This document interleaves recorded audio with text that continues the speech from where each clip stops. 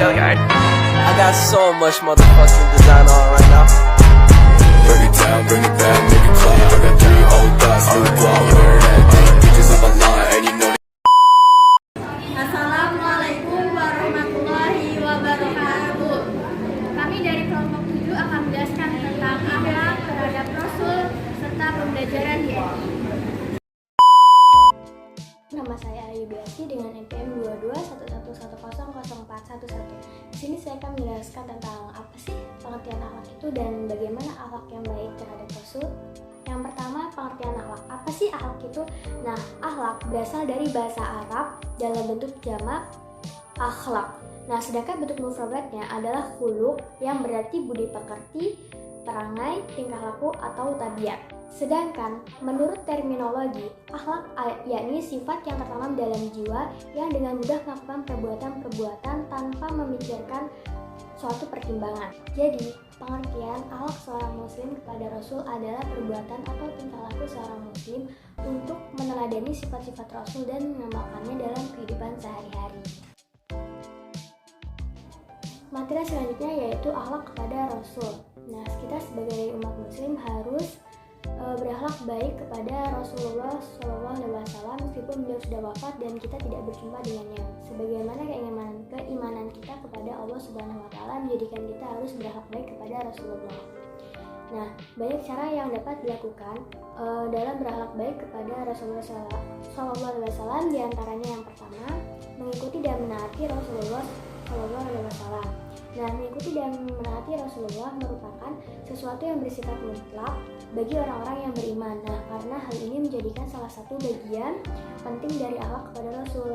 Bahkan Allah Subhanahu Wa Taala akan menempatkan orang yang menaati Rasul dan Allah ke dalam derajat yang lebih tinggi dan mulia.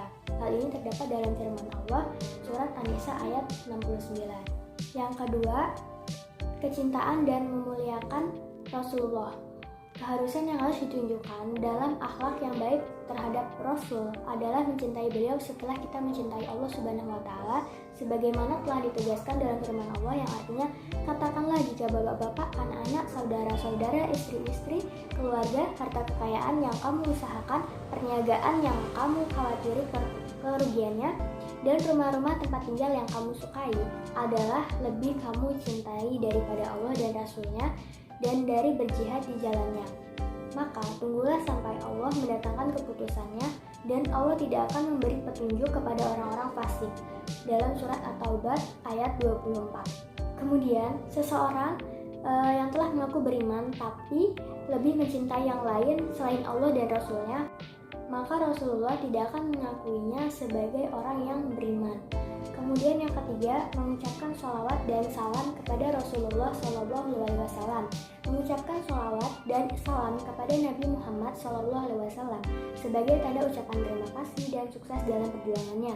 Secara harfiah, sholawat berasal dari kata as-salah yang berarti doa, istighfar dan rahmah.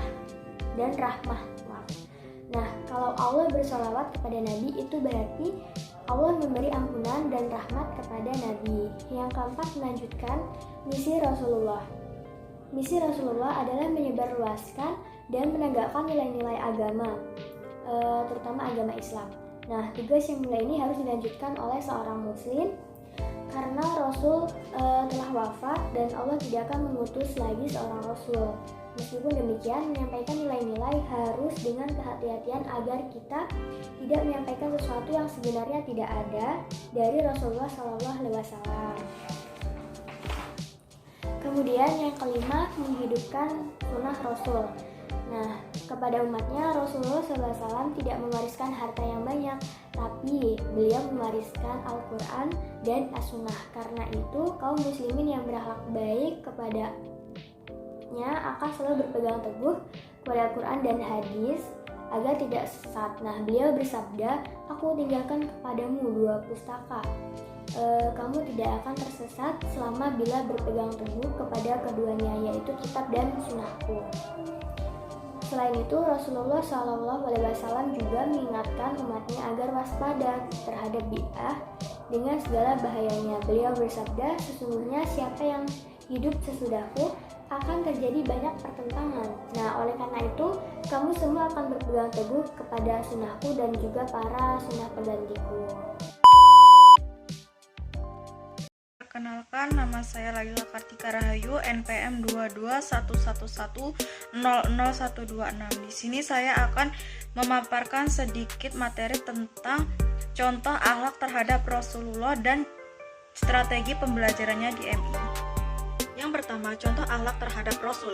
Ada beberapa akhlak yang dapat diteladani dari Rasulullah SAW. Di antaranya, 1. Memuliakan yang lebih tua serta menyayangi yang lebih kecil. Salah satu sikap mulia yang dianjurkan Rasulullah SAW terhadap umatnya adalah menghormati orang yang lebih tua serta menyayangi yang lebih kecil. 2. Bersikap amanah. Sikap amanah ini dimiliki oleh Rasulullah SAW dan dikenal di kalangan anggotanya, kaumnya, sebelum predikat tersebut disematkan oleh Allah Subhanahu wa Ta'ala di dada beliau. 3. Keadilan. Rasulullah adalah orang yang paling adil, paling mampu menahan diri, paling jujur perkataannya, dan paling besar amanatnya. 4. Ketawaduaan atau rendah hati. Kesombongan adalah merupakan salah satu sifat yang paling dibenci oleh Islam. Sebaiknya sikap rendah hati adalah salah satu yang paling disukai Rasulullah SAW. 5. Kasih sayang. Rasulullah SAW adalah pelopor utama dalam hal kasih sayang dan cinta kasih. Beliau sama sekali tidak pernah mencela atau menghina orang lain. 6. Memelihara silaturahmi persaudaraan. Rasulullah SAW mewasiatkan kepada umatnya untuk menjaga persaudaraan. Sebab permasalahan sosial yang timbul itu bersumber dari perselisihan pribadi di antara individu yang menimbulkan rasa marah, dendam, dan permusuhan. Dengan adanya memelihara persaudaraan tersebut, maka semua permasalahan dapat dibicarakan dan dicarikan solusi yang baik. 7. Suka memaafkan. Suka memaafkan merupakan akhlak terpuji. Apabila orang lain telah menyakiti kita, jangan terlalu lama kita memendam rasa marah tersebut. Maafkanlah orang yang bersalah tersebut. Yang ke-8, gemar berinfak.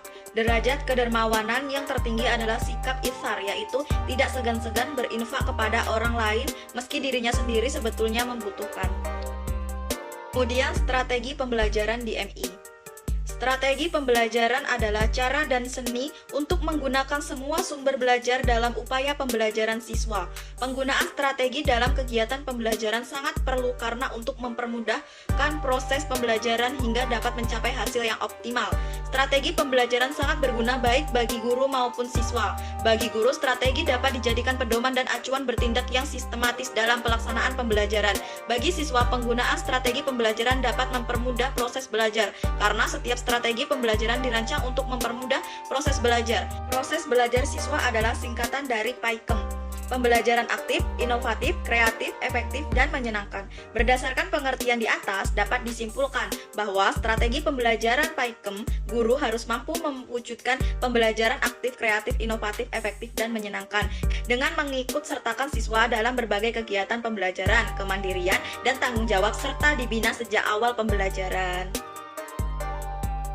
Kesimpulan dari materi kami yaitu selain kita berakhlak baik kepada Allah Subhanahu wa Ta'ala, kita juga sebagai seorang muslim harus berakhlak baik kepada Rasul SAW, karena beliaulah manusia satu-satunya di bumi yang membawa banyak perubahan bagi dunia yang fana ini. Nah, karena beliaulah yang dapat menerangi bumi yang dulunya kala gelap gulita. Nah, beliau juga disebut sebagai kekasih Allah Subhanahu wa Ta'ala. Maka dari itu kita sebagai orang muslim, kita harus bisa meneladani sifat-sifat beliau dan mengamalkannya dalam kehidupan kita sehari-hari. Materi yang kami sampaikan, kami akhiri. Wassalamualaikum warahmatullahi wabarakatuh. Audio Jungle.